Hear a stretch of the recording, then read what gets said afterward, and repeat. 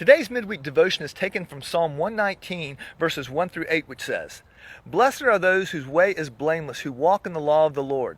Blessed are those who keep his testimonies, who seek him with their whole heart, who also do no wrong but walk in his ways. You have commanded your precepts to be kept diligently. Oh, that my ways may be steadfast in keeping your statutes.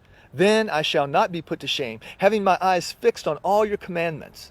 I will praise you with an upright heart when I learn your righteous rules. I will keep your statutes. Do not utterly forsake me." In this first section, Aleph, we begin with a two-part blessing. The first part of the blessing results from walking blamelessly in the law of the Lord. The second part of the blessing results from keeping God's testimonies wholeheartedly.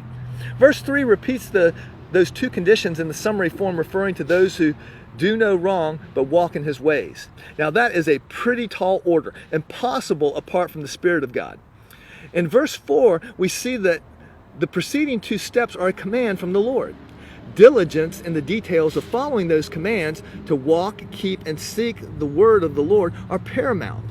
I think that verse 5 is the critical sentence in this octet of verses as the psalmist makes it personal.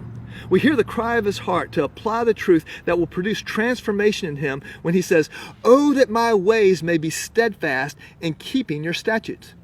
The final three verses recount the consequences of focusing on and applying the word, God's commandments, his righteous rules and statutes.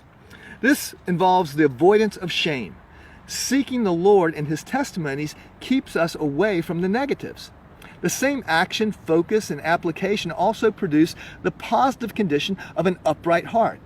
It is no coincidence that wholeheartedly seeking the Lord directly corresponds with having an upright heart.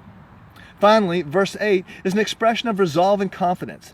The psalmist moves from the emotion and conditional expressive form of "oh that" in verse 5 to the volitional and declarative form saying, "I will keep your statutes." This confidence of his commitment is the context of the bold declaration, "Do not utterly forsake me." He is declaring to the Lord, expressed in the form of a reminder to the one who doesn't need reminding, that he believes that God is a promise keeper. May we all have a similar passion, conviction, and confidence to walk in and keep God's statutes, commandments, laws, and testimonies. Or put simply, the Word. Blessings to you in Jesus' name.